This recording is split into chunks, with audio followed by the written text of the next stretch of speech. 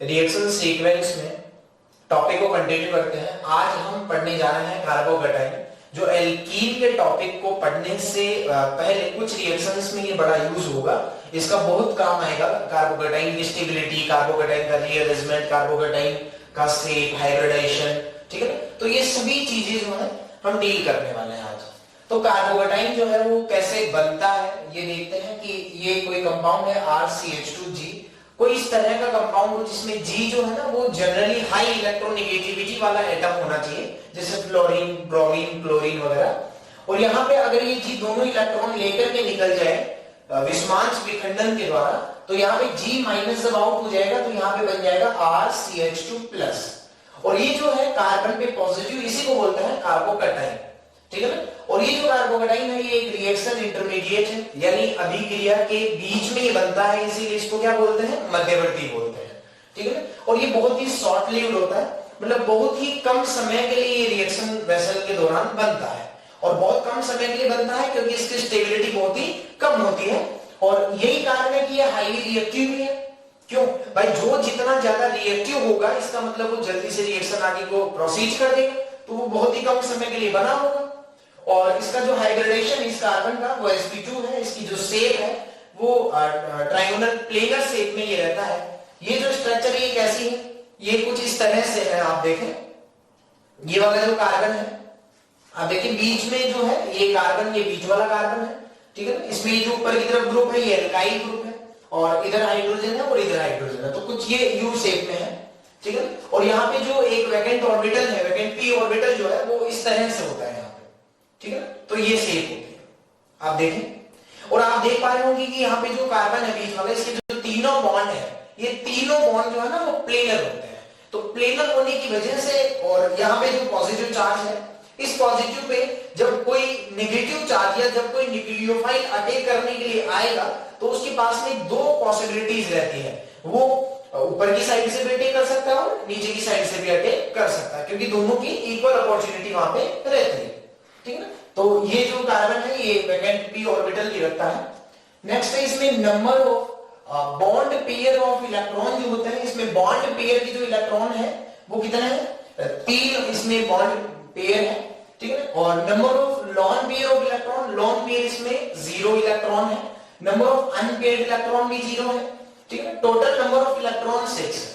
आप देख पा रहे होंगे 3 बॉन्ड है, 2 हाइड्रोजन का है, एक इधर वाला बॉन्ड है, 3 बॉन्ड में 6 इलेक्ट्रॉन है। टोटल नंबर ऑफ इलेक्ट्रॉन की बात करें तो।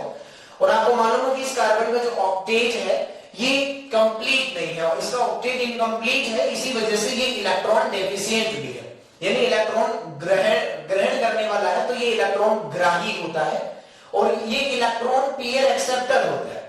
देखो मैंने आपको बताया था कि जो इलेक्ट्रॉन पेयर एक्सेप्टर होते हैं, क्योंकि आपको तो मालूम है कि 6 इसके पास टोटल नंबर ऑफ इलेक्ट्रॉन है, तो ऑक्टेट को कंप्लीट करने के लिए इसको 2 इलेक्ट्रॉनों की जरूरत होगी, तो ये इलेक्ट्रॉन पेयर एक्सेप्टर होगा, क्योंकि 2 इलेक्ट्रॉन कहीं से ये लेना चाहेगा। और जो इलेक्ट्रॉन पेयर एक्सेप्टर होते हैं वे लुईस एसिड भी होते हैं, ठीक है ना। तो जो कार्बोकेटाइन होता है ये लुईस एसिड का काम भी करता है, ठीक है।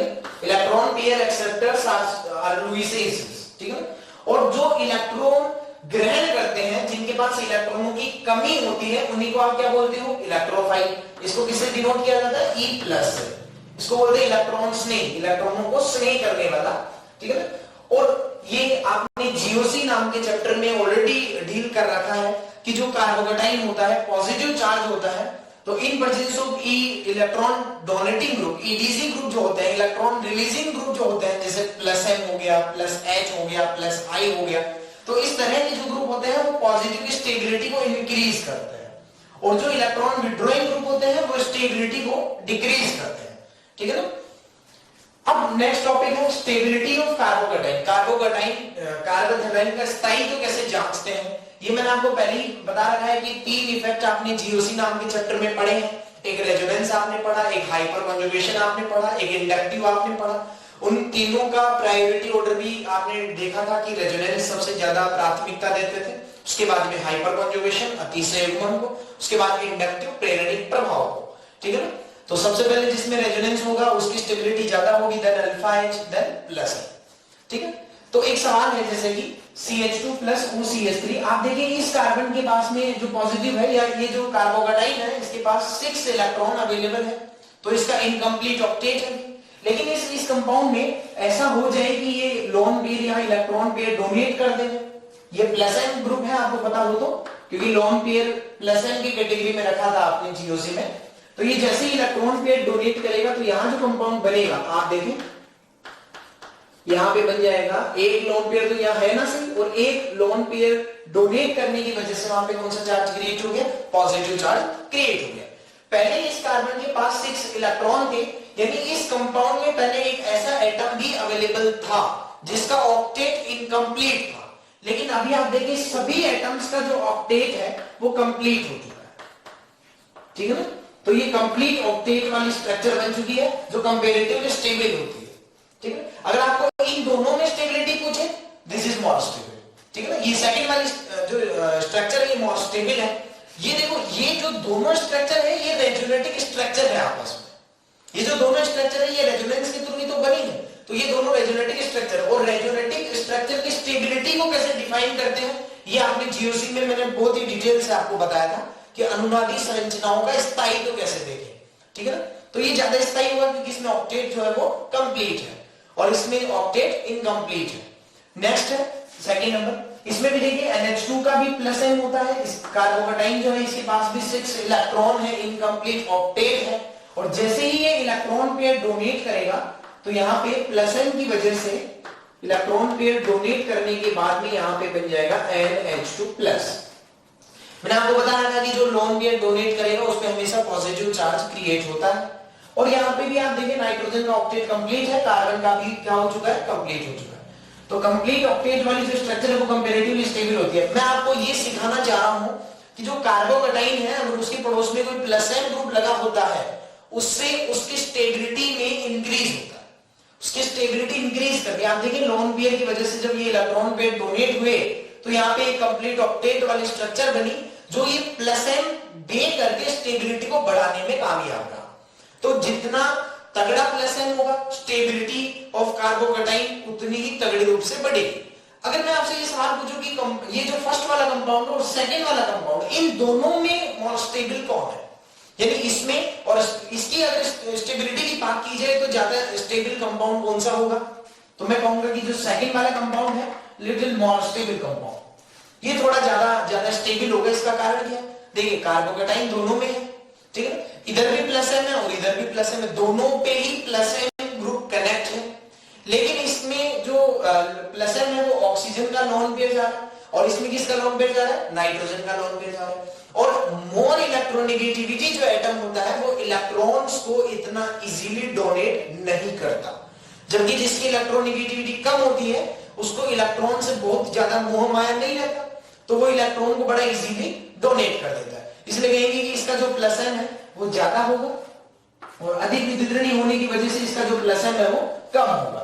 प्लस एम ज्यादा, स्टेबिलिटी भी ज्यादा, तो इन दोनों में स्टेबिलिटी इसकी ज्यादा होगी, ठीक है। इसी रिएक्शन सीक्वेंस में क्वेश्चन नंबर 3 देखते हैं। ये मिथाइल कार्बोकेटाइन है, ये इथाइल कार्बोकेटाइन है, it is isopropyl carbocation, tertiary butyl carbocation.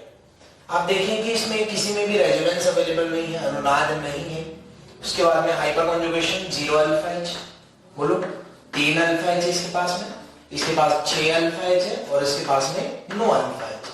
तो जहां पे हाइपर कॉन्जुगेशन ज्यादा होगा वहां पे स्टेबिलिटी भी ज्यादा होगी, तो इसका जो स्टेबिलिटी ऑर्डर है वो ये होगा।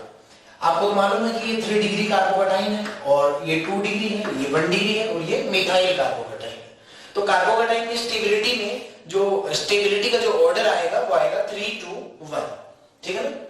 नेक्स्ट क्वेश्चन नंबर 4 देखें। इसमें भी किसी में रेजोनेंस अवेलेबल नहीं है, और रेजोनेंस नहीं हो तो आप सीधा क्या चेक करोगे, हाइपर कॉन्जुगेशन। इसमें कितने अल्फा एच है, 6 अल्फा एच है।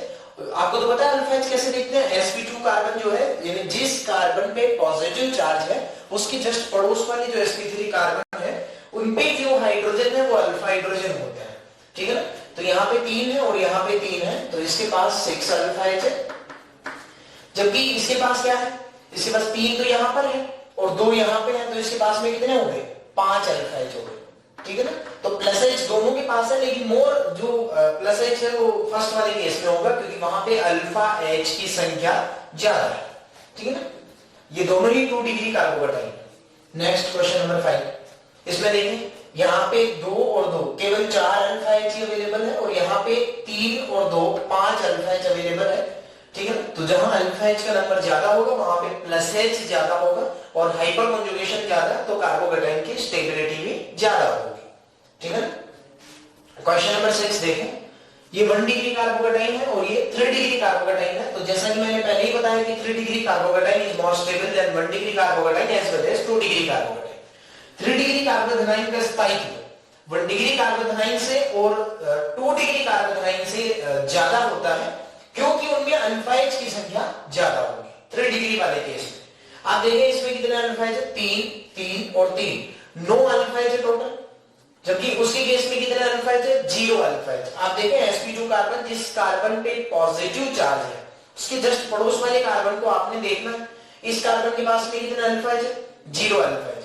तो आप कहोगे कि यहाँ पे जो अल्फा एच का नंबर है वो 0 है। ठीक है ना, तो ये बहुत ही ज्यादा स्टेबल होगा as compare to this compound. अब नेक्स्ट टॉपिक अपना रीअरेंजमेंट ऑफ कार्बोकेटाइन। देखो स्टेबिलिटी को बढ़ाने के लिए कार्बोकेटाइन में एक स्पेशल प्रॉपर्टी पाई जाती है जिसको रीअरेंजमेंट के नाम से जानते हैं, हिंदी में इसको बोलते हैं पुनर्विन्यास। ठीक है, तो हेडिंग है कार्बोकेटाइन में पुनर्विन्यास कैसे होता है, ये अपन सीखते हैं। तो ये एक कंपाउंड है इस तरह का, ये एक एल्काइल हैलाइड है जिसको आप एल्काइल ब्रोमाइड बोल सकते हो। और ये जो एल्काइल ब्रोमाइड है इसकी रिएक्शन डाइल्यूट NaOH के साथ जब की गई तो जनरली ऐसा होता है कि OH माइनस आएगा और Br को उड़ाएगा। ठीक है ना, तो इसका प्रोडक्ट ऐसा होना चाहिए था कि OH को हटा के वहां पे क्या लगा दो, OH लगा दो। लेकिन जब ऐसा हुआ तो देखा गया कि ये जो प्रोडक्ट है ना ये माइनर प्रोडक्ट हुआ। इसका मतलब इस रिएक्शन वेसल में एक प्रोडक्ट और बना जो इससे भी ज्यादा कंसंट्रेशन में बना था, जो कि मेजर प्रोडक्ट था। तो देखा यह गया कि जो सेकंड वाला कंपाउंड है ये मेजर प्रोडक्ट है। अब ये समझते हैं कि वो मेजर क्यों बना। इसका मतलब ये है कि अगर ये कंपाउंड माइनर है, वो कंपाउंड मेजर है, तो इसका मतलब ये है कि यहाँ पे जो कार्बोकेटाइन बना है, तो कार्बोकेटाइन और जो न्यूक्लियोफाइल आ रहा है OH माइनस की फॉर्म में, उस OH माइनस के आने से पहले और कार्बोकेटाइन बनने के बाद में जरूर कुछ ना कुछ फिनोमिना हुआ होगा। ठीक है ना, उसी फिनोमिना को रीअरेंजमेंट के नाम से जानते हैं। तो कैसे होता है जरा देखो। सबसे पहले जैसे ही ये Br माइनस यहां से लीव करेगा, ठीक है ना, Br माइनस के लीव करते यहाँ पे CH2 प्लस बन गया, कार्बोकेटाइन बन गया। ठीक है, ये Br और CH2 प्लस कार्बोकेटाइन फॉर्म हुआ। अब ये जो कार्बोकेटाइन बना है अगर इस पे OH माइनस अटैक कर जाए और सीधा ही प्रोडक्ट बना ले तो कंपाउंड फर्स्ट वाला बन जाएगा जो कि माइनर प्रोडक्ट की फॉर्म में बनेगा। अब वो रीअरेंजमेंट वाला सीन कैसा होता है, देखो जो कार्बोकेटाइन होता है ना ये हमेशा 1 to शिफ्ट कर सकता है बशर्ते कि हर स्टेट में स्टेबिलिटी इंक्रीज करनी चाहिए। फिर से सुने, यहाँ पे क्या होता है, जो कार्बोकेटाइन है ये यहाँ पे जो पड़ोस वाला कार्बन है उस पे हाइड्रोजन अगर अवेलेबल है तो ये हाइड्रोजन को इस कार्बन पे शिफ्ट करा देता है। ध्यान रखिए शिफ्टिंग हमेशा 1 to स्थिति पे ही होगा। ऐसा नहीं है कि इस कार्बन से सीधा इस कार्बन का ग्रुप एलिमिनेट हो रहा है या इधर का ग्रुप उधर माइग्रेट हो रहा है, ऐसा नहीं होगा। ठीक है, और जैसे ही हाइड्रोजन उधर जाएगा तो एक TS बनेगी। कैसे, इस कार्बन हाइड्रोजन का जो बॉन्ड है ये टूट रहा होगा और इस हाइड्रोजन और इस कार्बन का नया बॉन्ड यहाँ पे बन रहा होगा। तो देखिए इस कार्बन हाइड्रोजन का ये वाला जो बॉन्ड है, पुराना जो बॉन्ड था यहाँ पे, ये बॉन्ड टूट रहा होगा और उधर वाला जो कार्बन है उसके साथ इस हाइड्रोजन का नया बॉन्ड बन रहा होगा। तो इस तरह से एक TS बनती है, ट्रांजिशन स्टेट बनती है, जिसको संकरण अवस्था भी बोलते हैं। बहुत ही शॉर्टली होता है। अच्छा, आपको तो मालूम है कि TS की स्टेबिलिटी कार्बोकेटाइन से भी कम होती है। ठीक है ना, और यहाँ पे अब जैसे ही आप देखोगे TS बनी तो TS के बाद में जो कंपाउंड बनेगा वो कैसा होगा, देखो ये बॉन्ड यहाँ टूट रहा है, ये बॉन्ड यहाँ बन रहा है, थोड़ी देर के बाद में क्या होगा, ये पूरा बॉन्ड यहाँ से टूट चुका होगा और ये पूरा बॉन्ड उधर की तरफ बन चुका होगा। और जैसे ये बॉन्ड टूट चुका, ये बॉन्ड बन चुका, तो यहाँ पे क्या हो गया CH3 आप देखें, और यहां से CH2 के पास में जो पॉजिटिव चार्ज था तो यहां से H माइनस माइग्रेट कर रहा है, ना कि H प्लस, क्योंकि पॉजिटिव के साथ है तो नेगेटिव को ही बॉन्ड बनाना पड़ेगा ना, इसीलिए ये दोनों इलेक्ट्रॉन लेके निकलता है यहां से। ठीक है। तो H माइनस की फॉर्म में शिफ्ट होता है, 1,2 हाइड्राइड शिफ्ट भी कहलाता है, H माइनस शिफ्ट बोलते हैं। और ये प्योर इंट्रामोलिकुलर रीअरेंजमेंट होता है। रीअरेंजमेंट जो होता है ना वो प्योर इंट्रामोलिकुलर प्रोसेस होता है। और ये यहां से जैसे H माइनस की फॉर्म में आउट हुआ तो यहां पे क्या बन जाएगा, पॉजिटिव चार्ज, क्योंकि इस बॉन्ड की जो दोनों इलेक्ट्रॉन है ये H माइनस लेके भाग चुका है, ठीक है। और जैसे ये पॉजिटिव बना है, ये वाला जो पॉजिटिव चार्ज है, ये वाला जो कार्बोकेटाइन है, अगर ये पहले वाले कार्बोकेटाइन की तुलना में अधिक स्थायी हुआ तभी ये रीअरेंजमेंट होगा।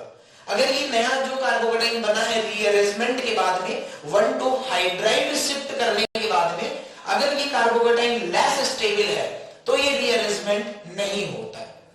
तो रीअरेंजमेंट कब होगा, जब ये जो नया कार्बोकेटाइन बनेगा इसकी स्टेबिलिटी प्रीवियस कार्बोकेटाइन से ज्यादा होगी, ठीक है ना। और आपको तो पता है कि ये 1 डिग्री है और वो वाला 3 डिग्री है, और 3 डिग्री कार्बोकेटाइन की स्टेबिलिटी ज्यादा होती है। तो बशर्ते कि यहाँ पे कोई दिक्कत नहीं हुई और रीअरेंजमेंट होना पॉसिबल है। और अब ये जो पॉजिटिव चार्ज है इस पे OH माइनस आ जाए तो यहाँ पे सेकंड वाला प्रोडक्ट बन जाएगा जो कि मेजर होता है। आज हम स्टार्ट कर रहे हैं, अभी जो आपने रीअरेंजमेंट पढ़ा है उसी को कंटिन्यू करते हैं। रीअरेंजमेंट में आपने देखा कि जो 1,2 शिफ्टिंग होता है वो कैसे होता है, और ध्यान रखें कार्बोकेटाइन में रीअरेंजमेंट होता है, और कार्बोकेटाइन जो होता है वो अपनी स्टेबिलिटी को इंक्रीज करने के लिए, स्टेबिलिटी को बढ़ाने के लिए रीअरेंजमेंट का प्रोसीजर फॉलो करता है।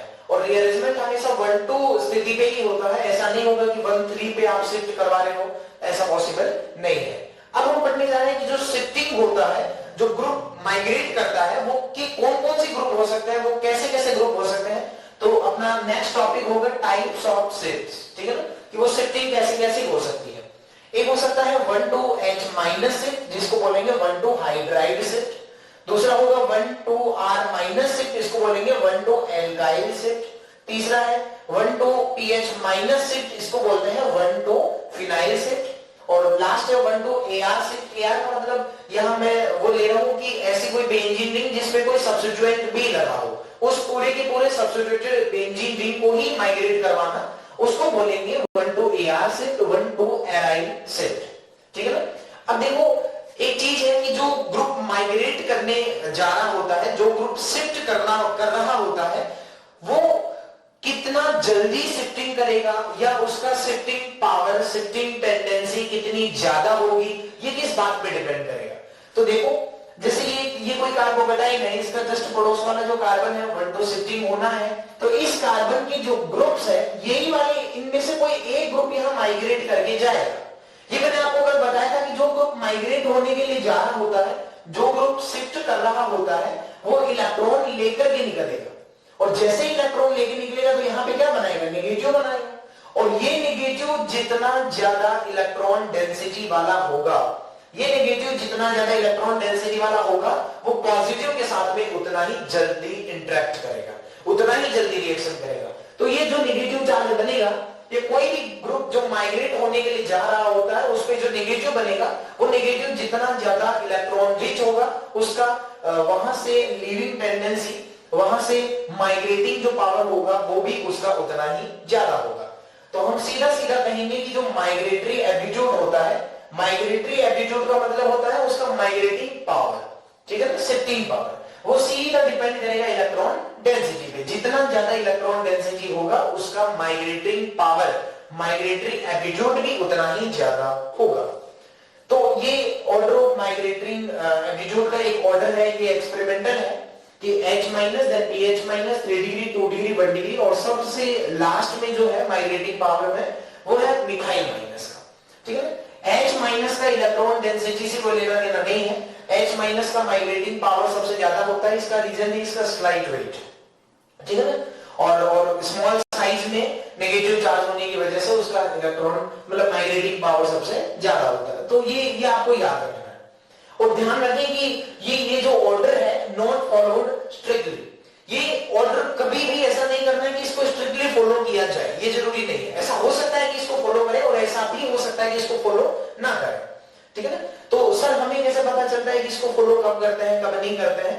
तो जो लिटरेचर की लाइन है वो ये है, लिटरेचर में जो लिखा होता है कि ये ऑर्डर का फॉलो करना होता है कि जो रीअरेंजमेंट वाला स्टेप होता है, कार्बोकेटाइन की रीअरेंजमेंट वाला जो स्टेप है, यदि वो वाला स्टेप आरडीएस स्टेप होता है तो इस ऑर्डर को स्ट्रिक्टली फॉलो किया जाना चाहिए, और अगर कार्बोकेटाइन के रीअरेंजमेंट वाला स्टेप आरडीएस स्टेप नहीं होता है तो उस केस में ये ऑर्डर स्ट्रिक्टली फॉलो नहीं किया जाएगा, ठीक है ना।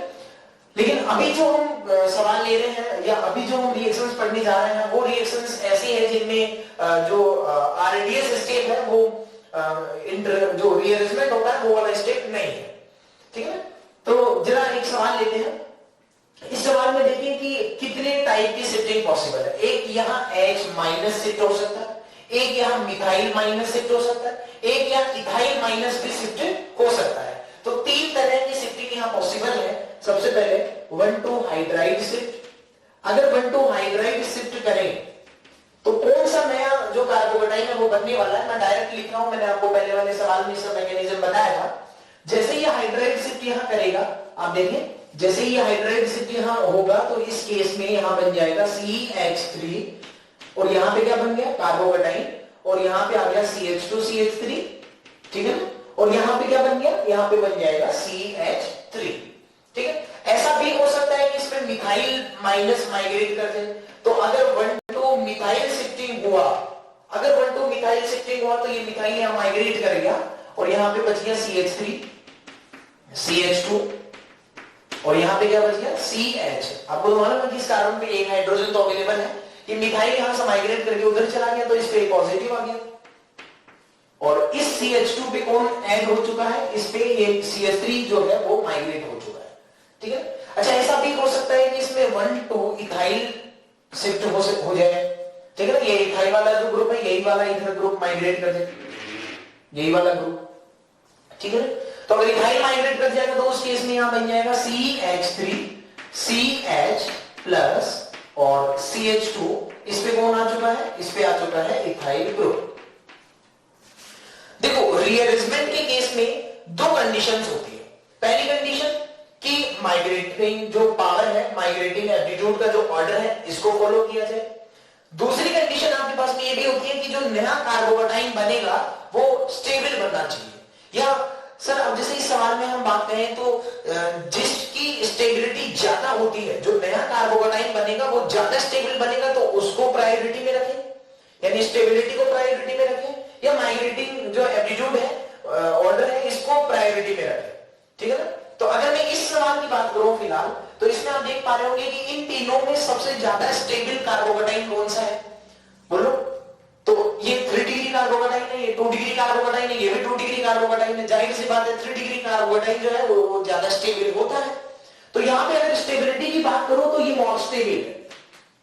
इसका रीजन क्या है कि ये 3 डिग्री कार्बोकेटाइन है और इसमें अल्फा H का नंबर भी ज्यादा है। आप चेक करें इसके पास में 3 और 3 और 2, यहाँ पे 8 अल्फा H है, बट इस केस में केवल कितने अल्फा H है, 4 अल्फा H है, और इसमें कितने हैं बोलो 5 अल्फा H है। तो अल्फा H ज्यादा होने की वजह से उसकी स्टेबिलिटी ज्यादा है। तो अगर स्टेबिलिटी के हिसाब से देखें कि जो ज्यादा स्टेबल बनेगा वही प्रोडक्ट आपने बनाना है तो उसके अकॉर्डिंग ये वाला फिट बैठ रहा है, H माइनस जो शिफ्ट है वो प्रेफर करेंगे आपको। लेकिन अगर माइग्रेटिंग ऑर्डर के हिसाब से देखें तो क्या इसमें भी H माइनस का ही सर्वाधिक है। तो अब हम कहें कि क्या ये दोनों को ही सपोर्ट कर रहा है H माइनस शिफ्ट। भाई अगर हम कहें कि स्टेबिलिटी तो भी यही आंसर जा रहा है, हम कहें कि ये ऑर्डर भी चेक करो तो उसके हिसाब से भी यही आंसर जा रहा है। तो यहां पर कॉन्ट्राडिक्शन नहीं हुआ। भाई कॉन्ट्राडिक्शन तो तब होता ना जब स्टेबिलिटी से कुछ और आंसर आ रहा होता और माइग्रेटिंग पावर से कुछ और आ रहा होता, तो आपको सोचना पड़ता कि आप कौन सा प्रोडक्ट मेजर करें या किसको अपन प्रेफर करें। लेकिन इस केस में इस सवाल में ऐसी कोई दिक्कत नहीं है, ऐसी कोई दुविधा नहीं है कि यहाँ पे आपको ज्यादा सोचना पड़े, क्योंकि दोनों ही इसको सपोर्ट कर रहे हैं, ठीक है।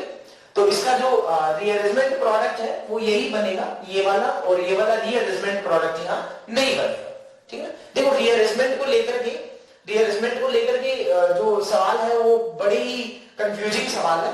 हम कोशिश करेंगे इनको धीरे धीरे एक एक सतह को हटाने की। तो नेक्स्ट क्वेश्चन देखो, जो माइग्रेटिंग पावर है, माइग्रेटिंग एप्टीट्यूड का जो ऑर्डर है ये मैंने आपको बता रखा है H minus PH minus 3 to 1 और मिथाइल माइनस, ठीक है ना। ये एक्सपेरिमेंटल था और मैंने आपको बताया था कि जो माइग्रेटिंग एप्टीट्यूड है, माइग्रेटिंग पावर है, वो डायरेक्टली प्रोपोर्शनल होता है किसके, इलेक्ट्रॉन डेंसिटी के। जितनी ज्यादा इलेक्ट्रॉन डेंसिटी होती है उसका माइग्रेटिंग एप्टीट्यूड का ऑर्डर उतना ही ज्यादा होता है। लेकिन मैं अब ये बताना चाह रहा हूं कि अगर इस तरह का कोई कार्बोकेटाइन हुआ जिसमें जिस कार्बन पे पॉजिटिव हो उसके पड़ोस वाले कार्बन पे कोई बेंजीन या बेंजीन का कोई डेरिवेटिव है, ठीक है, तो आप उस बेंजीन के केस में कैसे डिसाइड करेंगे, जैसे मान लो यहाँ पे कोई एराइल रिंग जुड़ा है और यहाँ पे कोई एराइल रिंग है, तो आप इन तीनों बेंजीन रिंग जो एरोमेटिक है और तीनों ही डिफरेंट है, यहाँ पे कोई सब्स्टिट्यूएंट वगैरह भी यहाँ लगा हुआ है, तो उनमें के कैसे डिसाइड करें कि किसका माइग्रेटिंग एटीट्यूड ज्यादा होगा, तो वो सीधा सीधा डिपेंड करेंगे किस पे, इलेक्ट्रॉन डेंसिटी पे। जिस बेंजीन रिंग में इलेक्ट्रॉन डेंसिटी ज्यादा होगी उसका माइग्रेटिंग एटीट्यूड भी उतना ही ज्यादा होगा।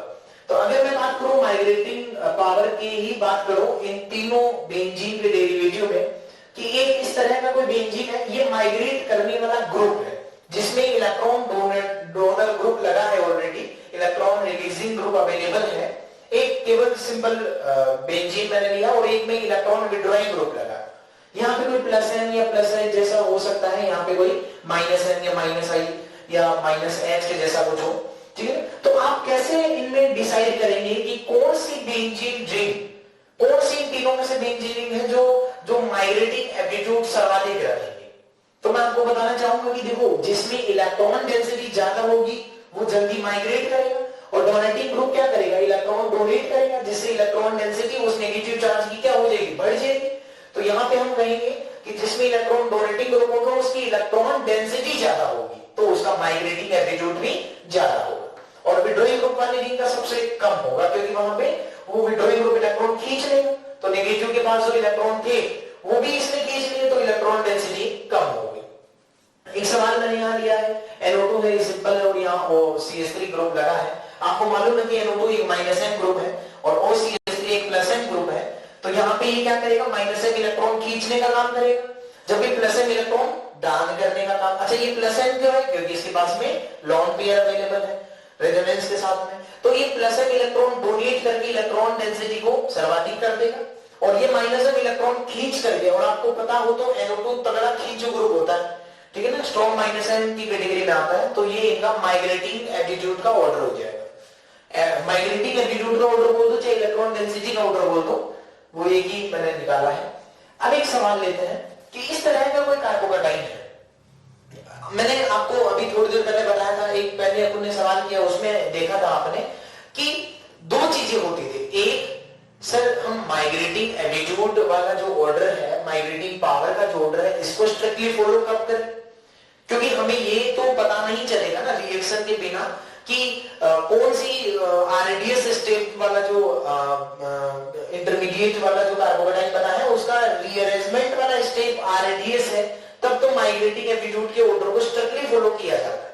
लेकिन हम लैब में तो काम नहीं कर रहे हैं जो देख पा रहे हैं कि आरडीएस है कि नहीं है, ठीक है ना, तो हम अपनी सहूलियत के लिए सवाल सॉल्व करने के लिए, सवाल बनाने के लिए एक लाइन है जो याद कर लेंगे, ठीक है ना। बाकी आपको पता है कि ये लिटरेचर का नहीं है, जो मैं आपको बताने वाला हूं ये लिटरेचर का हिस्सा नहीं है, ये हमने केवल अपनी सहूलियत के लिए बनाया है। वो क्या है कि अगर तीनों समूह जो माइग्रेट करने वाले हैं, जो भी तीन ग्रुप यहाँ पे लगे होंगे इस कार्बन पे, इसके जस्ट पड़ोसी कार्बन पे, मिथाइल जिसमें कार्बोकेटाइन है उसके पड़ोस वाले कार्बन पे जो तीनों ग्रुप लगे हैं, जो माइग्रेट करने वाले तीनों ग्रुप है, अगर इन तीनों ग्रुप का नेचर डिफरेंट हुआ, अगर इन तीनों ग्रुप का नेचर डिफरेंट नेचर में डिफरेंट है, इसका मतलब क्या है कि या तो तीनों ही एरोमेटिक तो नेचर सेम हो गया, एलिफेटिक एल्काइल तो सेम हो गया, लेकिन यहाँ पे सेम है क्या, देखो मिथाइल और ये एरोमेटिक है, ये एल्काइल और ये एरोमेटिक है, तो नेचर कैसे सेम होगा इसको कैसे पता लगाओगे कि या तो तीनों ही एरोमेटिक हो या तीनों ही एल्काइल ग्रुप हो, ठीक है, तो वो नेचर सेम है। अदरवाइज नेचर डिफरेंट होगी, जैसे यहाँ इस केस में क्या कहोगे कि नेचर डिफरेंट है क्योंकि ये एक एरोमेटिक है और दो एल्काइल, तीनों ग्रुप का नेचर सेम होना चाहिए। अगर तीनों ग्रुप का जो माइग्रेट करने वाले हैं तीनों समूह, उनका जो नेचर है अगर वो डिफरेंट हुआ, कोई एक ग्रुप भी अगर डिफरेंट हुआ तो वह समूह माइग्रेट करेगा जो सर्वाधिक स्थायी कार्बोकेटाइन बनाता है। इसका मतलब ये है कि इस वाले केस में कार्बोकेटाइन की स्टेबिलिटी जो है ना वो मेजर करेगा, क्योंकि वहां पे जो वो वाला माइग्रेटिंग ग्रुप ही पहले माइग्रेट करने वाला ही होगा जो स्टेबल कार्बोकेटाइन का फॉर्मेशन करेगा, ठीक है ना। अगर अगर इन तीनों ग्रुप का नेचर डिफरेंट है तो हम कहेंगे कि वही वाला ग्रुप माइग्रेट करेगा जो कि स्टेबल कार्बोकेटाइन बनाएगा। अगर एक नोट और है, अगर तीनों ग्रुप जो माइग्रेट करने वाले हैं उनका नेचर अगर सेम हो गया तो क्या करें, तो सेम हो गया तो वह ग्रुप माइग्रेट करेगा जो सर्वाधिक इलेक्ट्रॉन डेंसिटी रखता है। इसका मतलब ये है कि वह ग्रुप माइग्रेट करेगा जो माइग्रेटिंग एटीट्यूड के ऑर्डर में पहले आता है, यानी उस केस में माइग्रेटिंग पावर को स्ट्रिक्टली फॉलो किया जाए। ठीक है, जैसे इस सवाल की अगर मैं बात करूं तो यहां पे ऐसा हो सकता है कि ये मिथाइल माइग्रेट कर दे। अगर 1,2 मिथाइल शिफ्टिंग हुआ, ध्यान से देखें, अगर 1,2 मिथाइल शिफ्टिंग हुआ तो यहां पे जो नया कार्बोकेटाइन बनने वाला है, क्या ये इस तरह का कार्बोकेटाइन बनने वाला है? आप देखें, ये CH2 और इस पे CH3 ग्रुप माइग्रेट हो चुका है। ठीक है, अगर यहां पे ऐसा भी हो जाए कि ये पीएच माइग्रेट कर जाए और पीएच के माइग्रेट करने के बाद में जो कार्बोकेटाइन बनेगा वो बनेगा कुछ इस तरह का, ये आ गया CH2 देन पीएच। अब इन दोनों में से कौन सा मेजर है, कौन सा ज्यादा अमाउंट में बनेगा, हमें कैसे पता चलेगा? तो वो जो फंडा है, वो टेक्निक है, वो कॉन्सेप्ट है, वो इसी कॉन्सेप्ट से आपको करना है। ठीक है ना, कि अगर इन तीनों ग्रुप का नेचर डिफरेंट है, अगर इन तीनों ग्रुप का नेचर डिफरेंट है तो हम ये कहेंगे कि वह ग्रुप माइग्रेट करेगा जो माइग्रेट करने के बाद में जो कार्बोकेटाइन बनवाएगा वो स्टेबल कार्बोकेटाइन बनाए। तो यही वाला काम कर जाएगा, क्योंकि यहाँ पे ये एरोमेटिक है और ये एल्काइल ग्रुप का तो नेचर डिफरेंट है। ठीक है, तो हम कहेंगे कि इन दोनों में जो ज्यादा स्टेबल होगा वही वाला प्रोडक्ट मेजर है। तो चलो बताओ, ये में ज्यादा स्टेबल है या ये ज्यादा स्टेबल है? First is more stable then second. बोलो क्यों? क्योंकि यहाँ पे इस कार्बोकेटाइन को रेजोनेंस भी मिलेगा पीएच के साथ में बेंजीन का, बट इस वाले कार्बोकेटाइन को इस पीएच का कोई रेजोनेंस नहीं मिलेगा। तो हम कहेंगे कि इसमें जो फर्स्ट वाला है यही वाला मेजर होगा, और जो 1,2 फिनाइल शिफ्ट हुआ है, 1,2 फिनाइल शिफ्ट यहाँ पे क्या हो जाएगा, कैंसिल हो जाएगा। क्योंकि जब आप देखोगे कि मिथाइल और पीएच में माइग्रेटिंग पावर किसका ज्यादा है? पीएच का ज्यादा है। समझ लो, ये माइग्रेटिंग पावर तो पीएच का ज्यादा है। तो अगर माइग्रेटिंग पावर को स्ट्रिक्टली फॉलो करते तो हम कहते हैं कि ये वाला प्रोडक्ट बनता, लेकिन अगर स्टेबिलिटी को देखें तो इन दोनों में ज्यादा स्टेबल ये बना। तो अब यहां पे कॉन्ट्राडिक्शन हो गया। कॉन्ट्राडिक्शन क्या है साहब? कि स्टेबिलिटी की माने तो फर्स्ट वाला मेजर है और माइग्रेटिंग पावर की माने तो सेकंड वाला मेजर है। तो हम किसको मेजर करें? हमें कैसे पता चलेगा कि कौन सा कब फैक्टर डोमिनेट करना? क्योंकि अगर इस केस में माइग्रेटिंग पावर का फैक्टर डोमिनेंट रहा तो उस केस में सेकंड इज मेजर, और अगर स्टेबिलिटी वाला जो कांसेप्ट है वो मेजर रहा तो फर्स्ट इज मेजर। तो हमें कैसे पता चलेगा कि कब कौन सा फैक्टर डोमिनेट करेगा? तो उसके लिए मैंने आपको टेक्निक दिया है कि अगर तीनों ग्रुप अगर सेम है, बिल्कुल तीनों ग्रुप सेम होने चाहिए, alkyl alkyl alkyl, aromatic aromatic aromatic. तो अगर तीनों ग्रुप का नेचर सेम हुआ तो उस केस में आप कहोगे माइग्रेटिंग पावर को फॉलो करो, और अगर तीनों में से कोई एक भी ग्रुप डिफरेंट हुआ या तीनों का नेचर डिफरेंट है तो उस केस में स्टेबिलिटी वाला जो कांसेप्ट है उसको आप मेजर करें। आप समझ गए होंगे मेरी बात को। एक सवाल और लेते हैं जरा। देखो यहाँ पे जो NH2 है ना, इसके पास में लॉन पेयर भी अवेलेबल है। ठीक है ना, तो देखो ये एल्काइल है और ये अमोनिया है, मतलब अमाइन ग्रुप है, नेचर डिफरेंट आ गया भाई। ये NH2 है और ये एल्काइल ग्रुप है, एल्काइल और अमाइन ग्रुप पूरे डिफरेंट है। ठीक है, तो अब यहाँ पे हम बात करें कि या तो इथाइल माइग्रेट कर जाए या मिथाइल माइग्रेट कर जाए। अगर यहाँ पे 1,2 मिथाइल शिफ्ट हो जाए, अगर यहाँ पे 1,2 मिथाइल शिफ्ट हम करवा दिए तो यहाँ पे क्या बन जाएगा? यहाँ पे बन जाएगा कि C2H5, ये तो एज इट इज है। इस कार्बन पे क्या बन चुका है बोलो? Positive charge. देन यहाँ NH2 है और यहाँ पे क्या बन गया? CH2, और ये मिथाइल उस कार्बन पे माइग्रेट हो चुका है तो यहाँ पे आ गया CH3। अच्छा सर, ऐसा भी तो हो सकता है कि इथाइल माइग्रेट कर जाए? यस, अगर ऐसा हुआ कि 1,2 इथाइल माइनस शिफ्ट कर जाए तो उस केस में हम ये कहेंगे कि यहाँ पे बन जाएगा CH3 कार्बन और यहाँ पे NH2, ये एज इट इज रहेगा और यहाँ पे पॉजिटिव चार्ज, देन CH2 और यहाँ पे आ गया इथाइल ग्रुप। अब इन दोनों में से मेजर कौन सा है? देखो माइग्रेटिंग पावर की माने तो जो इथाइल है ये 1 डिग्री कार्बोनाइल है और ये मिथाइल है, तो 1 डिग्री और मिथाइल में मेजर है 1 डिग्री, यानी माइग्रेटिंग पावर के हिसाब से ये वाला प्रोडक्ट मेजर आना चाहिए। अब बात करते हैं स्टेबिलिटी कि इन दोनों में ज्यादा स्टेबल कार्बोकेटाइन कौन सा है? तो आप बताएं, क्या इन दोनों में ज्यादा स्टेबल फर्स्ट वाला है या सेकंड वाला है?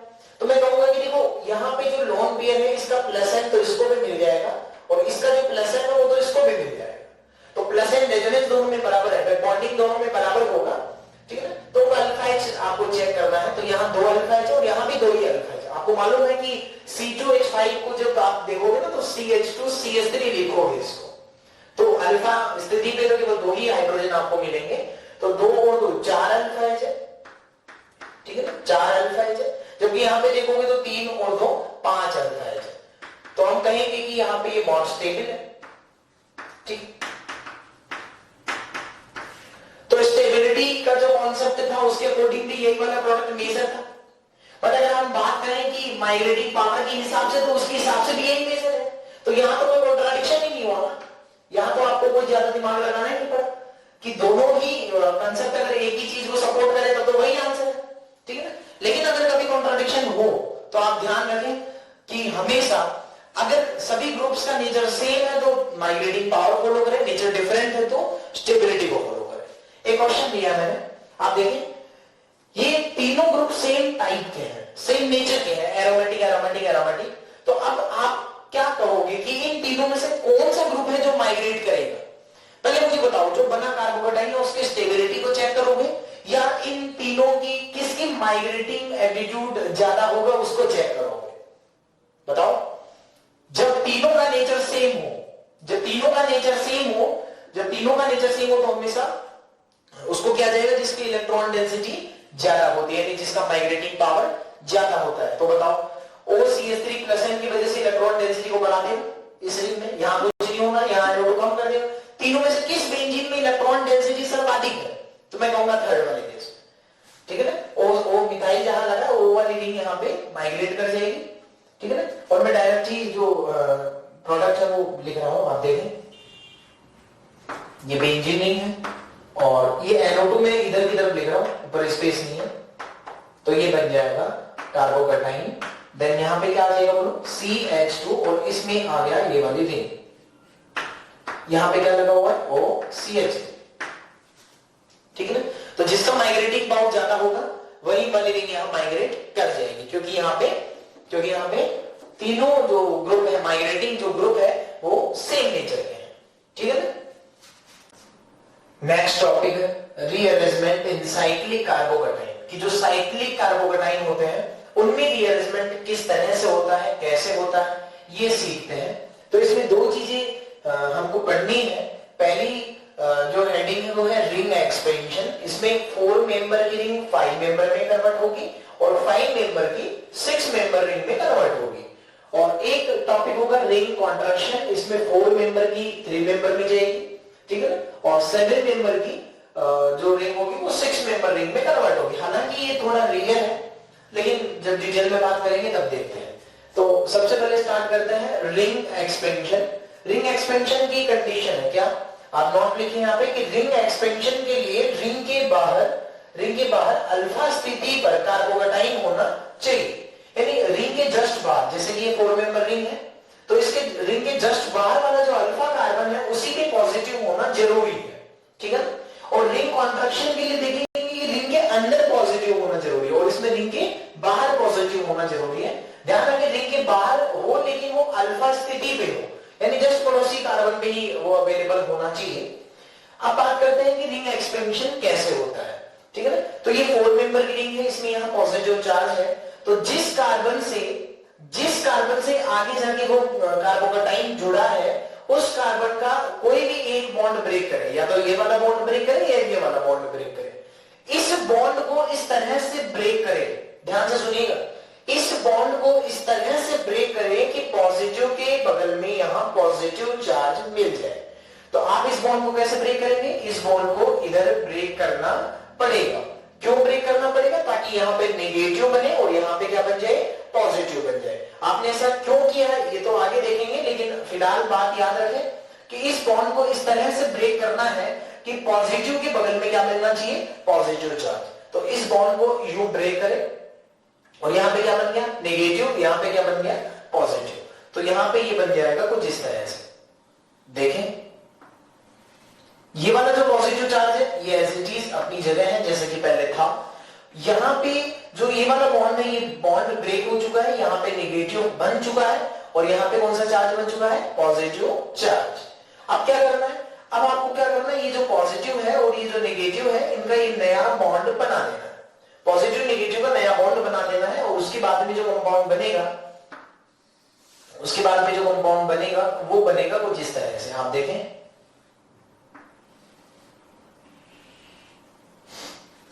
क्या इन दोनों का ये नया बॉन्ड बन गया, कुछ आना बोलो।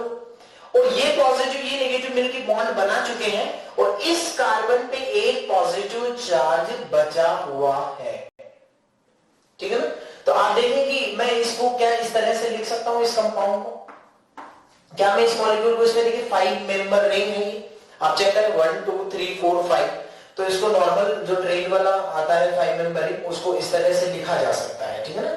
और किसी एक पे पॉजिटिव चार्ज बना दे, तो इसको इस तरह से लिख सकते हैं। तो इस तरह से होता है कि 4 मेंबर रिंग में रिंग एक्सपेंड होकर के 4 मेंबर से किस में कन्वर्ट हो गया, 5 मेंबर रिंग में ये कन्वर्ट हो गया। देखो वैसे ये जो अनस्टेबल स्पीसीज होती है ना, जिसकी स्टेबिलिटी जनरली कम होती है, उनको ऐसे ब्रैकेट में लिखा जाता है, ये ट्रेंड है, ट्रेडिशन है इनको लिखने का।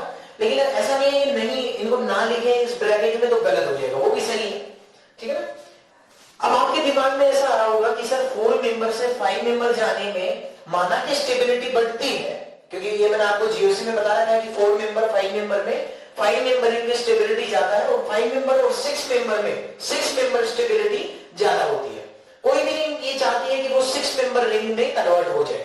इवन 4 5 मेंबर वाले रिंग ये चाहते हैं और 7 8 वाले भी यही चाहते हैं कि वो 6 मेंबर में आना चाहे, क्योंकि उसके पीछे रीजन ये है कि जो साइक्लोहेक्सेन होता है, ये चेयर फॉर्म में जाने के बाद में एंगल स्ट्रेंथ बिल्कुल 0 कर देता है, ठीक है। इस वजह से वो बहुत ही ज्यादा स्टेबल रिंग मानी जाती है। आप इसमें देखें, ऐसा आपके दिमाग में आ रहा होगा कि सर ऐसा भी तो हो सकता था ना, जैसा कि हमने अभी पहले जो पढ़ा है उसके बेसिस पे अगर हम करें कि इस कार्बन में क्या हाइड्रोजन अवेलेबल है, यस, और अगर इस कार्बन में हाइड्रोजन अवेलेबल है तो ये हाइड्राइड शिफ्ट हो जाए और हाइड्राइड शिफ्ट के दौरान ये 1 डिग्री कार्बोकेटाइन 3 डिग्री कार्बोकेटाइन में कन्वर्ट हो जाए। भाई 3 डिग्री 1 डिग्री से तो बेहतर ही होता, तो ऐसा क्यों नहीं हुआ? क्या इसमें रीअरेंजमेंट नहीं हो सकता? आपने कहा कि इसमें रिंग एक्सपेंशन हुआ, क्या इसमें रीअरेंजमेंट का कोई ऑप्शन नहीं था? तो मैं कहूंगा कि इसलिए इसमें रीअरेंजमेंट नहीं हुआ, इसलिए ये हाइड्राइड शिफ्ट नहीं हुआ, क्योंकि आपको पता है कि कार्बन sp3 है रिंग वाला, और अभी ये जो कार्बन बना है ये कार्बन sp2 है, और sp3 कार्बन में जो एक्चुअल एंगल है वो कितना है, 90 डिग्री, जबकि रिक्वायर्ड एंगल कितना है, 109 के आसपास, 108 के आसपास। जबकि यहाँ पे आप चेक करोगे कि जो sp2 कार्बन है एक्चुअल एंगल कितना है यहाँ 90, बट रिक्वायर्ड एंगल कितना है 120। तो वहां की तुलना में यहाँ पे एंगल स्ट्रेंथ क्या हो गया, ज्यादा हो गया, बंदों के बीच में तनाव ज्यादा हो गया, जिसकी वजह से ये अनस्टेबल है उसकी तुलना में, ठीक है ना। ये मैंने आपको पहले भी बताया एक बार कि जैसे जैसे sp2 कार्बनों की संख्या बढ़ती है वैसे वैसे रिंग में स्टेबिलिटी कम होती है, ठीक है ना। तो ये कारण है, एंगल स्ट्रेंथ की वजह से ऐसा हुआ कि ये रीअरेंजमेंट नहीं हुआ, यहाँ पे रिंग एक्सपेंशन होता है, ठीक है ना। हाइड्राइड शिफ्ट ना करा के आप रिंग एक्सपेंशन कराए, ठीक है। चलो एक सवाल और लेते हैं, या 4 की जगह 5 मेंबर का लेते हैं। चलो अगर मैं आपसे कहूं कि ये वाला जो कंपाउंड है क्या इसमें रिंग एक्सपेंशन हो सकता है या नहीं हो सकता, बोलो। तो मैं कहूंगा कि इसमें रिंग एक्सपेंशन हो सकता है। क्यों बोलो? क्योंकि यहाँ पे आप चेक करें 5 मेंबर रिंग के ऊपर पॉजिटिव चार्ज बना है, तो रिंग के जस्ट ऊपर वाले कार्बन पे अल्फा कार्बन पे कार्बोकेटाइन बना है जो कि इसकी क्राइटेरिया को फुलफिल कर रहा है, ठीक है ना। इस तरह से ब्रेक करें कि पॉजिटिव के बगल में पॉजिटिव मिले तो इस बॉन्ड को यूं तोड़ दें आप, ये इधर की तरफ आ जाएगा इलेक्ट्रॉन। तो यहाँ पे जो बनेगा, यहाँ पे बनेगा कुछ इस तरह का एक कंपाउंड। आप देखें यहाँ पे जो पॉजिटिव चार्ज है वो एज इट इज है, यहाँ पे क्या बन चुका है, यहाँ पे नेगेटिव बन चुका है, यहाँ पे क्या बन गया, यहाँ पे पॉजिटिव चार्ज बन गया। अब क्या होगा, अब इस पॉजिटिव और इस नेगेटिव का यहाँ पे नया बॉन्ड बन जाएगा और फिर यहाँ पे जो स्ट्रक्चर बनेगी, मैं इसको ब्रैकेट में क्लोज कर दे रहा हूं, और अब यहाँ पे जो स्ट्रक्चर बनी है वो कुछ इस तरह की बनी है। आप देखें ध्यान से, ये इस पॉजिटिव का और इस नेगेटिव का ये नया बॉन्ड बन चुका है और इस कार्बन पे एक पॉजिटिव चार्ज बचा रह गया, ठीक है ना। और आप देखिए कि ये 1 2 3 4 5 6 मेंबर रिंग है और इसको मैं जो नॉर्मल हेक्सागोनल रिंग होती है उसकी तरह अगर लिखे तो इसको आप इस तरह से भी लिख सकते हैं, ठीक है। तो इस तरह से आपने देखा कि 4 मेंबर रिंग 5 मेंबर में कन्वर्ट हुई और 5 मेंबर रिंग 6 मेंबर रिंग में कन्वर्ट हुई। एक सवाल और लेते हैं, आप ट्राई कर रहे हैं सवाल, इट्स क्वेश्चन फॉर यू। अगर यहां पे इस तरह से होता तो आपका क्या विचार था? इसका जो प्रोडक्ट है वो क्या बनेगा? तो आप देखें, ध्यान से देखें। सबसे पहले इसमें 5 मेंबर रिंग के बाहर अल्फा कार्बन पे पॉजिटिव चार्ज है, तो ये जाहिर सी बात है कि इसमें रिंग एक्सपेंशन होगा। और रिंग एक्सपेंशन होने के लिए आपको मैंने बताया था कि इस बॉन्ड को, उसकी जस्ट पड़ोस वाले बॉन्ड को, रिंग वाले बॉन्ड को इस तरह से तोड़े कि पॉजिटिव की एडजेसेंट स्थिति पे पॉजिटिव चार्ज क्रिएट हो जाए और यहां पे जो कंपाउंड बना है वो बनेगा कुछ इस तरह से। आप देखें जो बना है, फिलहाल मैं उसी फॉर्म में लिख रहा हूं। यहां पे पॉजिटिव पहले से था, यहां पे क्या बन चुका है? नेगेटिव चार्ज, और यहां पे क्या बन जाएगा? Positive charge. अब क्या होगा बोलो? अब ये होगा कि इस पॉजिटिव का और इस नेगेटिव का नया बॉन्ड बन जाएगा। और अब ये जब बॉन्ड बन जाएगा तो यहां पे जो कंपाउंड है वो कुछ इस तरह का दिखेगा। ये वाला जो कार्बन है, इसका इस कार्बन के साथ में एक नया बॉन्ड बन गया और इस कार्बन के पास में एक मिथाइल ग्रुप इधर कनेक्ट था और इस वाले पॉजिटिव बचा रह गया, ये वाला जो पॉजिटिव चार्ज है, ठीक है ना। अब आप देखें कि इसको क्या मैं इस तरह से लिखूं तो कैसे लिखूं? तो आप देखो इसमें ऐसे नंबरिंग कर लो, जैसे 1 2 3 4 5 और 6। ये जरूरी नहीं, ये कोई आयोपैक की नंबरिंग नहीं है, आप एबीसीडी कुछ भी करें हिंट के तौर पे। तो 6 मेंबर रिंग इसमें बनी, तो सबसे पहले आप 6 मेंबर रिंग बना देंगे, तो ये बन गई 6 मेंबर रिंग। अब आप इसमें नंबरिंग करते हैं, जैसे इसको 1 बोल दे, इसको 2 बोल दे, फिर 3 4, ठीक है। और अब आप देखिए कि 1 नंबर कार्बन पे तो एक पॉजिटिव चार्ज है और 2 नंबर कार्बन पे एक मिथाइल ग्रुप है, ठीक है ना। तो ये इस तरह से बन जाएगा। क्या इसमें अब और आगे कोई रीअरेंजमेंट हो सकता है क्या? बताओ जरा, क्या इसमें अब हाइड्राइड शिफ्ट हो सकता है? भाई अब तो यहां वाला जो हाइड्रोजन है वो इधर आके इसको 2 डिग्री से 3 डिग्री में भेज देगा, तो अब तो कोई प्रॉब्लम नहीं है इसको। तो अब यहां पे ये रीअरेंजमेंट हो जाएगा।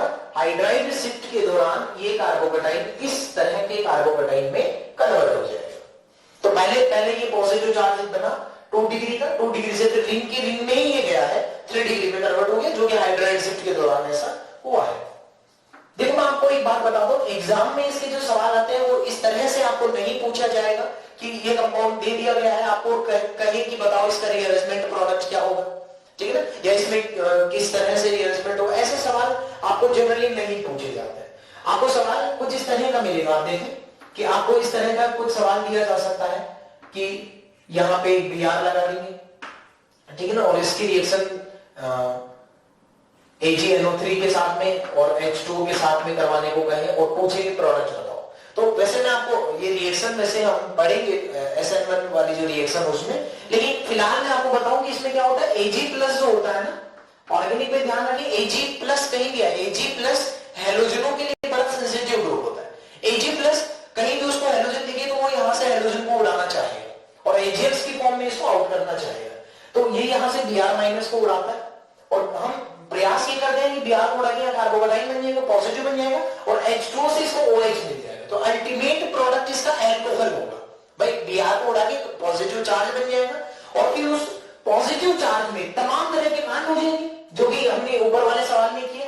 भाई आप देखिए इसको उड़ा के जब यहाँ पॉजिटिव बनाओगे यही ना सवाल बन गया। और ये मैंने आपको पहले ही बताया था कि रीअरेंजमेंट प्योर इंट्रामोलिकुलर प्रोसेस होता है और इंट्रामोलिकुलर प्रोसेस पहले होगा, या ये H2O से OH इधर आएगा तो वो इंटरमोलिकुलर प्रोसेस पहले होगा। तो जाहिर सी बात है कि पहले इंट्रामोलिकुलर प्रोसेस होगा और जैसे ही यहाँ पॉजिटिव बनेगा तो कंफर्म है कि वो रीअरेंजमेंट जरूर करेगा और रीअरेंजमेंट करने के बाद में वो उस कंपाउंड में कन्वर्ट हो जाएगा और उसके बाद फिर H2O से वहां OH आएगा। तो इसका जो अल्टीमेट आंसर आएगा ना भाई, इसका जो फाइनल आंसर आएगा वो इस तरह का आएगा।